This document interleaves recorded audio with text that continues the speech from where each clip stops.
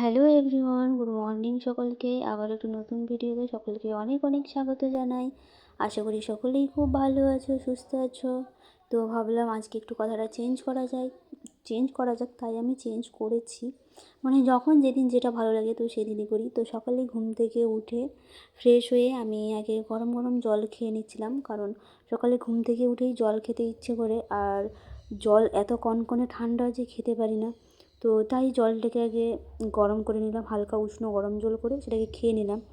খেয়ে নেওয়ার পরে আমি এদিকে হাঁড়িতে চাল ভিজিয়ে দিয়েছি, আর ভেজানোর পরে আমি এখন ঘর ঝাড়ু দিয়ে নিচ্ছি।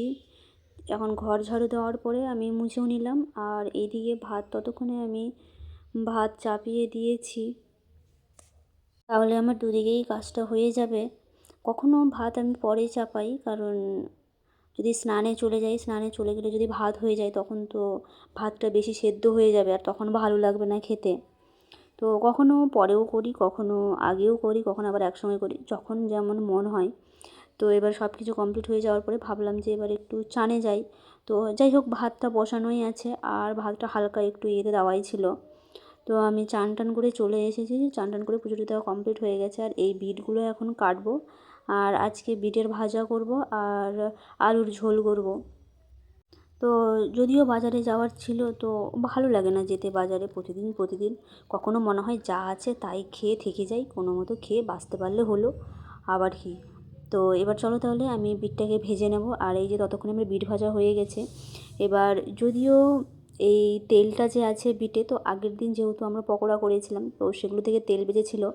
এবার আমি বুঝতে পারিনি, তেলটা তুলে নিতাম বুঝতে পারলে, তো বুঝতে পারিনি, তাই দেখছি অনেক তেল আছে। তো ভাবলাম যে উপরের দিকে তুলে রাখি, তাহলে এই তেল দিয়েই কালকে হালকা একটু তেল দিয়ে কালকে রান্না আমার হয়ে যাবে। তো তাই আমি ওগুলোকে সরিয়ে রেখেছিলাম। আর রাখার পরে আমি সকালেই খাবার খেয়ে নিয়েছি।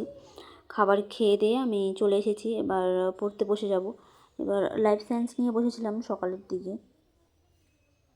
এবার কথা হচ্ছে, যদিও আমার অনেক পড়া আছে, তো যাই হোক, আমি টাইমটা কীভাবে ম্যানেজ করবো সেটা বুঝতে পারছিলাম। তো টুসি খুব সুন্দরভাবে বলে দিয়েছিল, তো তার জন্য টুসিকে অনেক ধন্যবাদ, কারণ এত সুন্দরভাবে বলার জন্য। কারণ আমি সত্যিই বুঝতে পারছিলাম না যে কখন কী করব। তো যাই হোক, ঠিক আছে, এখন জিআইটাকে অতটাও গুরুত্ব দেব না, থাক, জিআইটা পরে থেকেই শুরু করব। জিকেটাকে মোটামুটি রাখবো, খুব একটা না, তবে মোটামুটি রাখতে হবে জিকেটাকে। যদিও শুধু আমার কিছু নোট লেখা হয়েছে, পুরোটা যদিও লেখা হয়নি, আরও অনেক বাকি আছে। আর কোথায় পড়বো কোথায় ছাড়বো বুঝতে পারছিলাম না। আর পড়তে পড়তে বোরিং লেগে গেছিলো, মানে ভালো লাগছিল না। আধা ঘন্টার মতো পড়েছিলাম, তো তারপরে বোরিং লাগছিলো খুব। তো আমি ভাবলাম যে এবার বোরিং লাগলে কী করবো, চলো তাহলে এবার একটু অঙ্ক করা যাক। তো তখন আমি অঙ্ক করছিলাম। এবার অঙ্ক আমাকে 1 ঘন্টার মতো করতে হবে। এবার অঙ্ক যেহেতু আমাদের রবিবারে পরীক্ষা নেবে, তো পার্সেন্টেজ চ্যাপ্টারটা, তো তার জন্যই আগে এটাকে আমাকে কমপ্লিট করতেই হবে, যেই করে হোক। আমি জানি আজকে করতে পারবো না, এবার আজকে না করলে কালকের মধ্যেই আমাকে করতেই হবে, এটা কমপ্লিট করতেই হবে যেই করেই হোক। যদিও আগে প্র্যাকটিস করেছিলাম, কিন্তু আগের প্র্যাকটিস করাতে সেরকম কোনো আমার মনে নেই, সত্যিই মনে নেই, যেটা নেই সেটাই বাস্তব কথা। আর একটু একটু মনে আছে, যা মনে আছে তো সেগুলো কিছু কিছু জায়গায় মনে পড়ে, সব জায়গায় তো মনে পড়ে না। তবে হ্যাঁ, কিছু কিছু জায়গায় মনে পড়ে যায় যে হ্যাঁ, এটা এইভাবে হবে, এটা এইভাবে হতে পারে, তো সেটা একটু তাড়াতাড়ি বুঝতে পেরে যাই। আর যদিও আমি অঙ্কতে একদমই জিরো, কারণ অঙ্ক আমি সেরকম পারি না। আর যদিও সবাই বলে অঙ্ক সোজা, তো ঠিক আছে, যারা পারে তাদের কাছে সোজা, যারা পারে না তাদের কাছে তো প্রচুর কঠিন। এর থেকে মানে এই অঙ্কের থেকে তো আমার ম্যাথের যে অঙ্কগুলো সেগুলো তো আমার খুব টাফ লাগে সত্যি বলতে। আমি মানে ফিজিক্সেরগুলো আমি সত্যিই পারি না, কারণ জানি না কোথা থেকে কী করতে হয়, এর একক ওর একক, ওই সবারই একক ধরতে গিয়ে সব কিছু শেষে মাথা গন্ডগোল হয়ে যায় আমার। জানি না কী হবে। তো যে কদিন টাইম পাই সে কদিন টাইমটাকে ভালোভাবে কাজে লাগাই, তারপরে তো আবার আমাকে কাজে যুক্ত হতে হবে, কিছু করার নেই। তো যাই হোক, কথা হচ্ছে অঙ্কটাকে ভালোভাবে প্র্যাকটিস করতেই হবে যে করেই হোক। এবার কী করে করব তা জানি না, তাও উপরওয়ালা জানে, আমি নিজেও জানি না।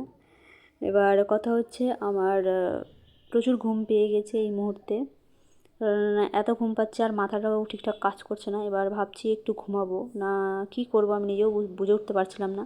তারপর ভাবছি যে না না, ঠিক আছে, চলো একটু ঘুমিয়েই নেওয়া যাক, হালকা মাথাটাকে একটু ঠান্ডা করে নেওয়া যাক। তো তারপরে মাথা ঠান্ডা করার পর আমি ছাদে চলে গেছিলাম।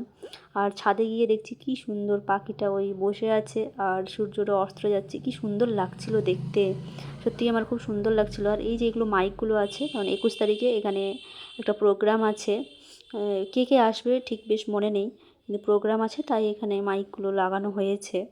আর এখানে পুজো টুজো যা কিছুই হোক এখানেই মাইক লাগানো হয়। এবার 21 তারিখে তো প্রচুর ঝাঁঝাঁ করে শব্দ হবে, তো কিছু করার নেই। আর তার মধ্যে উপরে কাকিমাটা অনেক গল্প করছিল, তো গল্প করাতে আমার মাইন্ডে যেহেতু খারাপ ছিল তো বেশ ফ্রেশ হয়ে গেছিলো। আর এসে এবার পা হাত ধোয়ার পরে আমি সন্ধ্যা টন্ধা দিয়ে দিয়েছি, ধূপ দেখানোর পরে এবার গরম জল খাবো আবার, কারণ দুবেলাই আমি এখন গরম জল খাচ্ছি, সকালে আর সন্ধ্যাবেলা। এবার যখন হবে না তখন হবে না, সেটা আলাদা ব্যাপার।